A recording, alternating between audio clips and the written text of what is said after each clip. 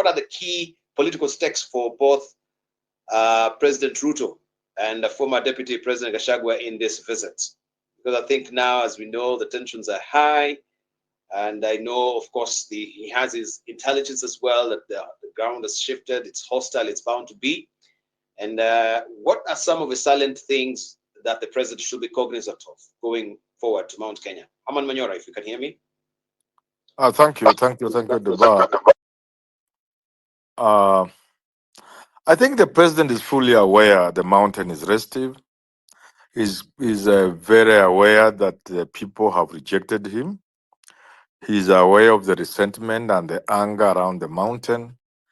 But nevertheless, he chooses to face them head on. It's a gamble. I hope it's not a product of misadvice, because in this country, leaders are always misadvised. They listen to sycophants. They listen to people who echo what they are thinking and feeling. They create a sort of situation and turn it into what is a reality. So I just hope the president is aware he's going to face people who resent him, people who don't want him. If that is the case, then one, he's gambling that he may come off looking bad, or he will address make-believe rallies, manufactured crowds. You can buy a crowd, but still try to pass a message that you are still in charge. The people still love you. That's okay. It's calculated. It's part of politics. I only would shudder to imagine it would be the case that the president believes the people who would be telling maybe Kindiki and the rest that things are okay. If that is the case, to be very bad for Gachagua. He has a crowd. His fear would always be: is there a possibility the president can charm his way into the hearts of the people once more? The people are with me. Can the president undo what I have done? Of course, that's not quite possible for now. So he should not be overly worried that the president could undo what he has done, that the people could turn from Gachagua back to the president. But there's always that fear and that anxiety. Uh, I hope also that the former deputy president has not tried to smear the ground, like in the Kenyan politics, where people plan heckling, they plan people to disrupt. I hope he has not done that, because that is always counterproductive. You want to test the real thing. If you are Gashago, you want to see what is my work, what is the worth of my work. I have made the people turn away from this guy. Has it succeeded? So let it be organic. Observe from far. Don't interfere.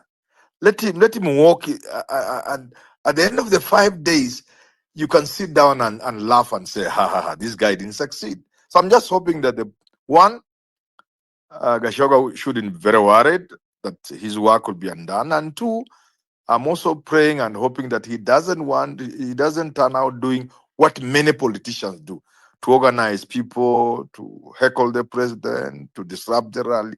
That will be counterproductive. But the best way to me is let the president move in the region. Let him see for himself. Because the president is not a fool. He knows the difference between a manufactured crowd and an organic crowd. These are people who celebrated him. These are people who cheered him. These are people who appreciated him and welcomed him in the churches, in their homesteads, in villages and markets and towns in Mount Kenya. He's able to see for himself if there's any change. And I believe there's a lot of change. And that to me is good, because when he leaves Mount Kenya, the president should recalibrate his politics. That should give him a good idea of the mood, not just in Mount Kenya, but in this country. Thank you. Thank you, Prof. I just wanted to ask, Prof, before you settle a bit, the question of Ruto's recent appointment of Geoffrey Ruku to replace Justin Muturi as a public service CS appears to be a calculated move. So the question becomes, will such tactical replacement be enough to pacify a politically restless Mount Kenya, as you indicated it is a bit restive right now? Briefly. You see, Diba, when you remove somebody of the stature of Justin Muturi, a national figure like Justin Muturi, and you replace him with a village politician, it shows you are out of touch with reality. It confirms the feeling in this country that the president doesn't seem to understand, one, the gravity of the problem he's facing, and two, what people are feeling really. Because you cannot replace Muturi with somebody like that. You know, it shows you are out of touch with the reality. It then makes everything you do laughable. The people then realize that the person we are dealing with is not a person who understands the ground.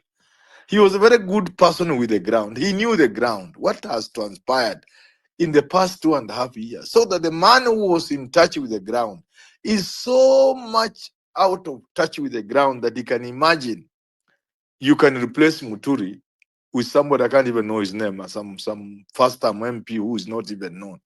That to me really surprises me, because I expect a lot more from the president. He should know that can't wash. If those are the things you are doing and believe you can win the mountain back because of that, then you are really lost. Thank you. Thank you. Professor Majare, before we come to Ndego Njiru. Professor. Kindly unmute. Professor, what is your take? Professor Masharia Munene. All right, as Professor is trying to put his ducks in a row, let's just... Yes. Okay, yes, Prof. Okay. I know you've been fairly silent, so I wondered if you was... No. Yeah, but you're listening in, yes? No, I think Haban is right. The president seems to be out of touch with reality. And but it boils to perceptions. People in the mountain, the perception they have of him is that he's not very reliable. And they put their trust in him, having rejected Uhuru, and they expected better than what they think they are getting. The president seems to be a man who listens to himself a lot, and yes, he has the final authority, the beliefs. It is not necessarily true that he does not get good advice, but if he doesn't get good advice, he chose the advisors himself. In that case, now why is the perception so negative towards him? It's not so much because of one or two people, whether it's Gachagua being improperly removed from office, and people believe it was improper, it was unfair.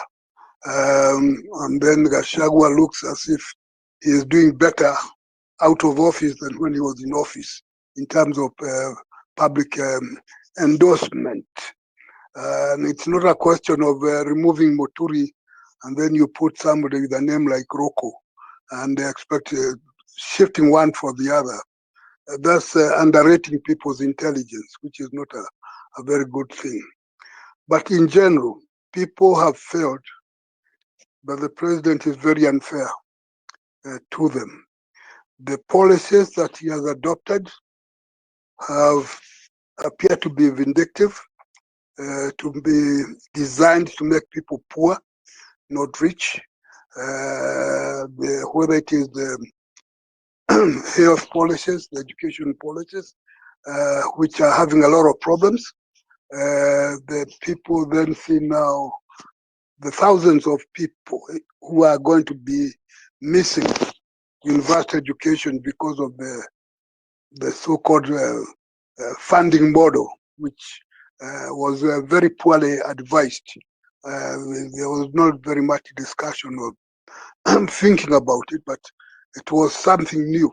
to say that there's something new, and then the people who appear to be the the ones to be punished by that kind of new thing, many of them they see themselves in the mountain region.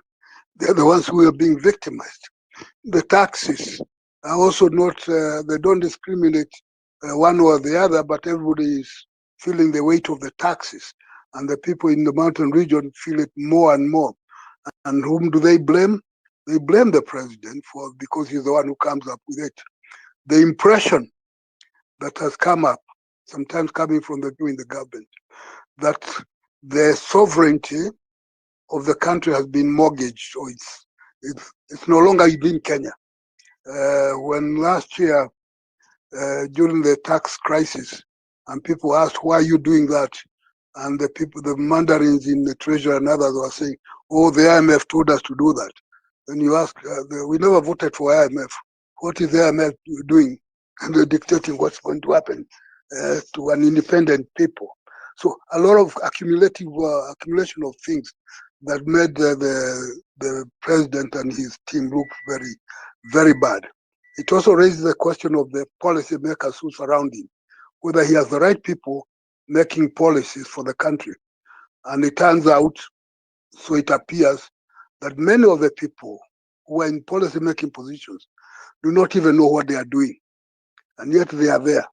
So when you have people, incompetent people in policy making positions, you end up with a lot of bad policies whose implementation is impossible. It appears like the Shashi, those things were badly thought out, and then people trying to implement do not know what they are doing. Some of them have admitted they really don't know what they are doing. And the people see this, they know it. So, and who is there to be blamed for that? It is the head guy, the man who orders these things to be done, because it's him who orders things to be done, and people know that. So all the anger, the suffering, the pain, the poverty that has increased is all directed at the person of the president, because he's the one responsible, or ultimately responsible. There appears to be discrimination, whether rightly or wrongly, but there appears to be so. Whether it's a question of appointments and resource allocation and all those kind of things, people do feel the pain and they think that something has gone terribly wrong, not the way they thought. So when the president now undertakes his 4 or 5 day tour of the region, it's actually an act of desperation, in the hope that somehow he might create some base of support. And yes, he will get some people to cheer him. And yes, there'll be some people going to listen to him. But the general, whatever happened in the next few days is unlikely to change the attitude of the people unless there is drastic change in policy at the top, so that it does not appear to be discriminatory. It does not appear that there is a policy designed to make people poor. If that is eliminated, then they might try to go back and look at him in a different way. But right now, his policies appear to be wrong-headed, and that explains the perception of the president as the wrong person as far as they are concerned. Thank you. Thank you, Prof, for those sentiments. Some of the policies are wrong-headed, as you say, and it seems is a move that is of desperation. I wanted to say also that yes, talking about advisors, we had invited Moses Kuria here, and yes, he just landed, so he texted and said he could not make it. He just landed, and he could not really make it for a discussion here. It would have been nice to hear if he's in the circles of whom, or the people who are actually giving advice to the president regarding all these moves that we're seeing around. Thank you very much. Dego and Jiro, I just wanted to ask you, first of all, really, given, let me just try and mute Prof's mic, given that Ruto was put during his last visit to the region in November 2000, last year, 2024, what measures must he take during his upcoming tour to regain his confidence or the confidence of Mount Kenya's voters? Do you think it's going to be another specter uh, waiting to happen? A lot of booing at the Ruto must go chance, maybe it will be heightened from your assessment? Uh, uh, thank you, Dibal. And is a heavy duty or obligation when you invite me to speak after the distinguished professors have made their submissions. I'll just largely um, add and what they have already submitted on and say that I was in Kirinyaga yesterday and I was also in Kirinyaga on Friday, and I've gone around the mountain since the William Ruto announced his intended visit. I've also been able to attend various radio shows, and we've had our listeners calling back and giving us feedback as to what is happening kule kwa ground. And to be honest and to join issues with what the good professors have submitted on, is that the mountain is gone and gone forever. And there is no political massage that will entice the mountain back to where it was in 2022. And the booing that happened last November might even be an aggravated one this time round, noting that the people of the mountain are now coming into terms with the warning that was given by His Excellency Uhuru Kenyatta. Remember, Mr. William Ruto is one person who has taken it upon himself to completely and strategically and systematically um, um, um, put off, or rather kill any budding dream of any Mount Kenya leader. When Uhuru Kenyatta was a president, he directed all the hatred as against His Excellency Uhuru Kenyatta. At that time, he even came up with the cliche or with the rallying call of the dynasty versus the hustlers. All that which was geared towards creating hate against any upcoming or any perceived or any known Mount Kenya leader. And so that happened to His Excellency Rigathi Gachagua. When he realized that His Excellency Rigathi Gachagua was entrenching himself in the mountain, he started to debut him. He dehoned him up to where he is today. So the people of the mountain have now realized that Mr. William Ruto is systematically making sure that we are politically segregated and economically segregated. When he moves to attack our leaders or the upcoming leadership in Mount Kenya region, the people are not happy with that with that trend. And I agree with the submissions made by Professor Haman that you cannot remove C.S. Muturi and replace him with a demagogue in the nature of Roku. Why? Because, and that is one of the things that the people of the mountain are asking, kwa nini kila wakati unatutolea viongozi wetu? Why are you only attacking the leadership from Mount Kenya region and you're not attacking the leadership from other regions? The next issue that the people of the mountain are asking, and I'm telling you, the crowd is very hostile, and there is no amount of money that will be poured that will appease these people, is that the people of the mountain have now realized that the William Ruto of YK92, the William Ruto of 1997, the William Ruto of 2007 is the same William Ruto of 2024. And they're so much aggrieved by the fact that he lied to them, the fact that he came with a veil on his face that covered the character of the 1992, the 1997, and the 2007 William Ruto. They have now realized that after lifting the veil, the William Ruto of 2007 is the same William Ruto who has had the idea of systematically exterminating the mountain from the national political arenas. And therefore, the people of the mountain are there. They have not welcomed this man.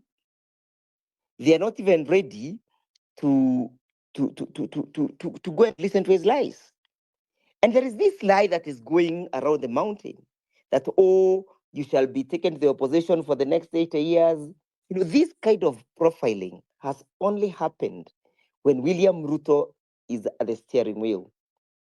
In 2007, when he was leading the ODM campaigns, he came up with the same style, same profiling, same script of profiling the people of the mountain. And you can see now the person who has now been appointed to continue this profiling is Honorable Kaluma, Peter Kaluma. And people are not happy with this kind of the profiling because they're asking, why are you discriminating and segregating us? Why are you setting the other communities as against the people of the mountain? Dibal, as I pen off, there is the people of the mountain are now aware that the policies as put by Professor Masharia, that William Ruto has put into place are meant to continuously segregate the mountain economically. So he will come. People will just go to, perhaps they'll just go for those meetings. And we have warned them that it is counterproductive for them to perhaps attempt to boo William Ruto.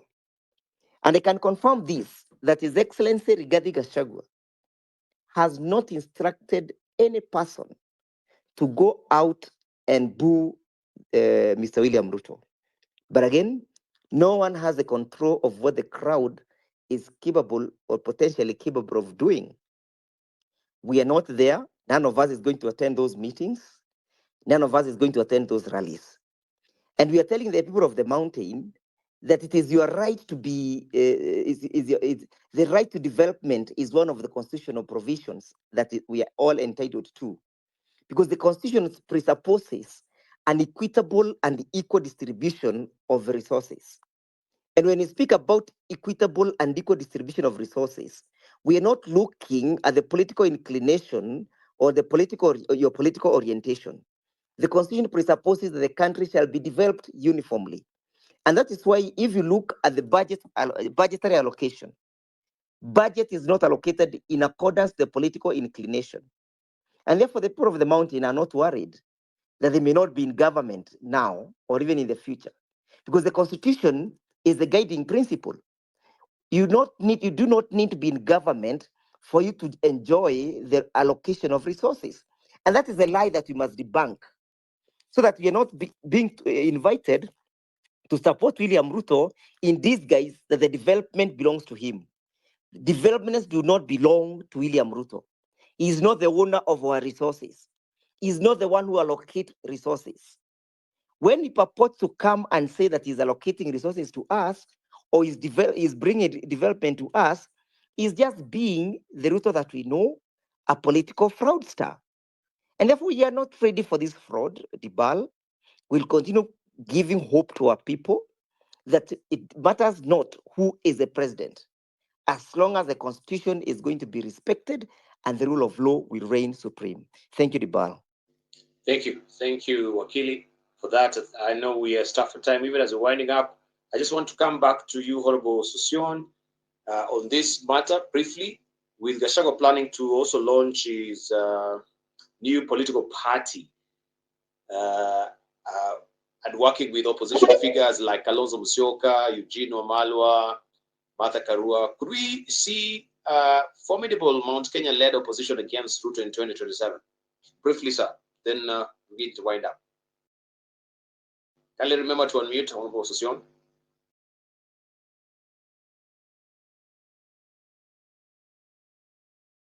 Honorable Susion. Kindly remember to unmute if you can hear me.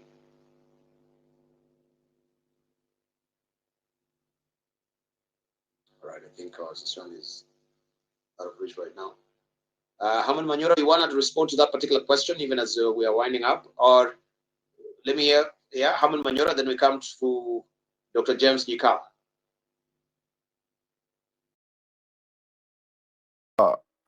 The sentiments expressed by Wakili Ndegwanjiru are basically universal in terms of what is happening on the mountain. And there will be no point of adding anything because, like I've said before, the president is going up against a very big current, swimming against the current. Just to reiterate that, I hope he has not been deceived. I hope he's not delusional. I hope he knows the challenges he's facing. And well, as Gachagua prepares to do his thing in terms of his political party, I think he has prepared the ground well. I only pray and hope that all this plays out in a peaceful environment. The president goes there, does his thing, he gets the message loud and clear. And I'm very sure the president will leave Mount Kenya knowing that those people really are out of him. That will be, there will be no doubt about that. But then he should do his thing, let him do it peacefully. Let Gachagua launch his party. Again, we pray that that party should be as national as possible. Of course, we know the realities of our Kenyan politics, but we pray that those who are in charge of the new party will be people we can look and say, well, they may not quite be across the country, but really there's a fair share of Aluya there, a fair share of Aluo in that party, so that it's not just a Mount Kenya party. But otherwise, it's just to say that the mountain is tricky for the president, and but we pray for him. You know, he needs our prayers. Thank you. Right. Mountain is tricky for the president. He needs our prayers.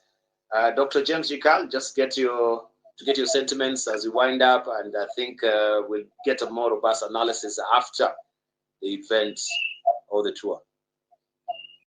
Well, as I stated earlier, it is unfortunate that it is easy to mobilize people and organize parties on tribal lines. I always say that if two miracles occurred, that we could get rid of ethnicity and corruption, this country would rise like a phoenix from the ashes, but that's not reality. So the president is going, and it's all about 2027. I really wish that we would take more time sorting out the issues that are concerned to the people. But we have mobilized the people to believe that when your man is there, you then, that is when you get the services. As the previous speaker was saying, we should actually try to move people away and say the allocation of resources according to the constitution. That, having said that, let him go, but I think it will be difficult to convince the people otherwise. Looks like the former deputy president has successfully convinced the mountain that it is only through him that things will come. I'm not even sure that that is true, but it is the sad thing. That is how our politics is organized. But let him go and let people play politics. It will be politics either side. Him trying to convince that he can get through, the other trying to show that you can't get in here. Where is the interest of the people in all this? Thank you. Thank you, Dr. James Gikal. I think, ladies and gentlemen, let's just wind up right now, looking at the time as well, 10 minutes to 12, way beyond time, I should say. And I know also we're getting tired. Our minds also are shutting off. Thank you so much. I just want to give each and every one of you just a minute to just give us your closing remarks. Let's just begin with you, James Chikal, since you're on the mic. Just briefly, thank you first of all for being amazingly patient. Now I've kept you awake, Dr. Nikal, but you've given us a wonderful insight, especially from the legislators' angle. Thank you so much. Your closing remarks, sir. My closing remarks, let's try as hard as possible to get rid of two things in this country. It's very hard, but I think we must try. Can we fight ethnicity and corruption and look at how we improve the welfare of our people? People suffer, it doesn't matter who is in power. If things are not run well, whether they are from your home, you still suffer. So mine is a long, short prayer.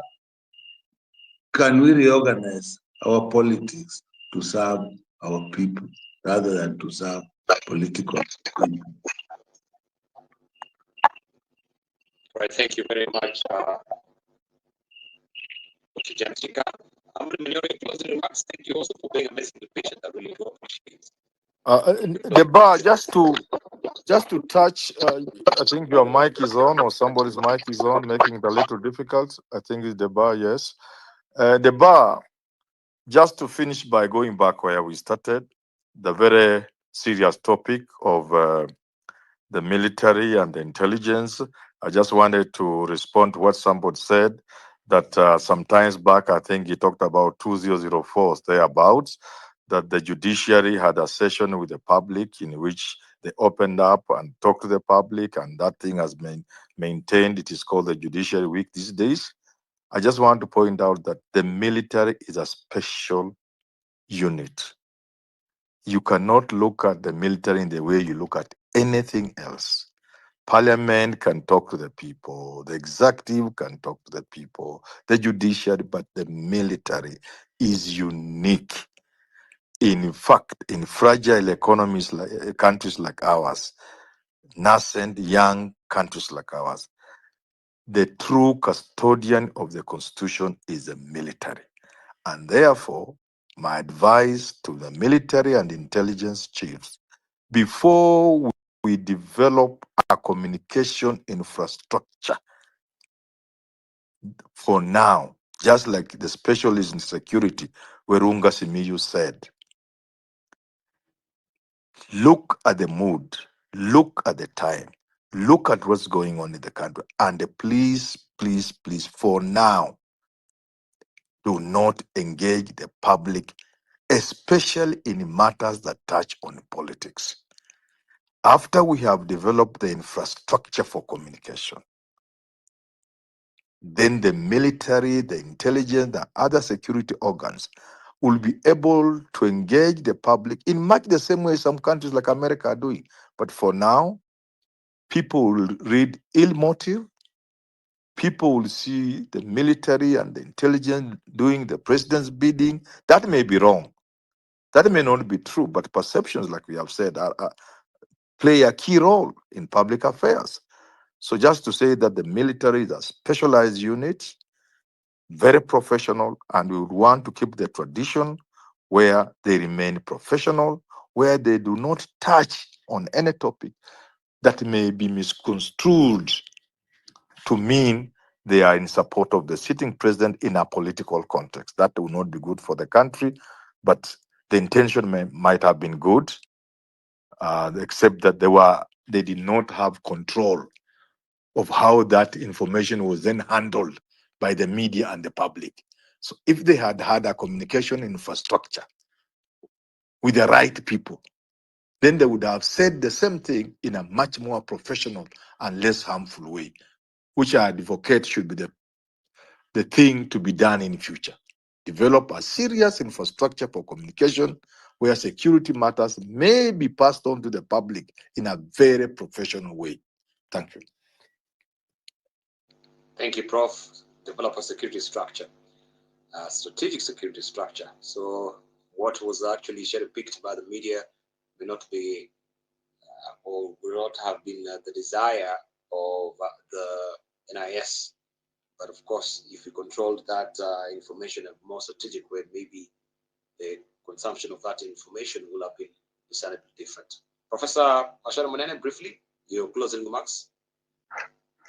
Yeah, thank you very much. One, although things are not very good, people should not lose hope. There's always hope ahead. Now, the president has lost the trust of the public, of the people of Kenya. He needs to relook at his policies and take a bold step of reversing himself and his policies so that they do not appear to be vindictive, to be obnoxious, and to be failing, because they are failing. And if the policies fail, he fails.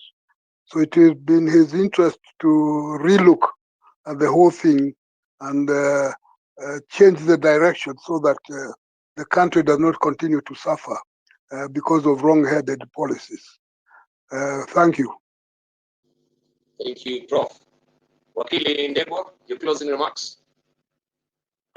Thank you, Dibal. Thank you for hosting us this evening and the much well-informed discussion. I want to take a very different position, and I want to depart from what Dr. Nikal has said. We have always looked at ethnicity from a very negative perspective, and any person, and we have been able to bastardize it and demonize it. But we are urging all Kenyans of goodwill, if it is possible for us to mobilize from our professional background with a view of removing Mr. William Ruto from power, then that is so welcome. If we're able to mobilize ourselves from our associations, it is then welcome. If we're able to mobilize ourselves from even our clan perspectives with a view of removing Mr. William Ruto, then that is something that is good for this country. It is equally good for this country if we are going to practice what I call positive ethnicity. Positive ethnicity with a view of mobilizing ourselves from our ethnic extractions, from our ethnic cocoons, with one objective and with one view of voting against William Ruto and sending him home because of his bad policy and for his misrule. What am I saying? I am saying that the Kikuyus must mobilize themselves as a Kikuyu with a view of voting out William Ruto. The Kisis equally, the Kambas, the Mijikendas, every tribe mobilize itself from its ethnic orientation with a view of casting a vote against Mr. William Ruto. That is good mobilization of ethnicity. It's positive use of ethnic power because it is going to have positive results of liberating this country, redeeming this country, and reclaiming our country back and reversing the bad, oppressive, and extractive policies that Mr. William Ruto has placed on our shoulders. So I am inviting people of goodwill to mobilize ourselves positively with that one view. Good night, good night, fellow comrades, and thank you. See you on Sunday.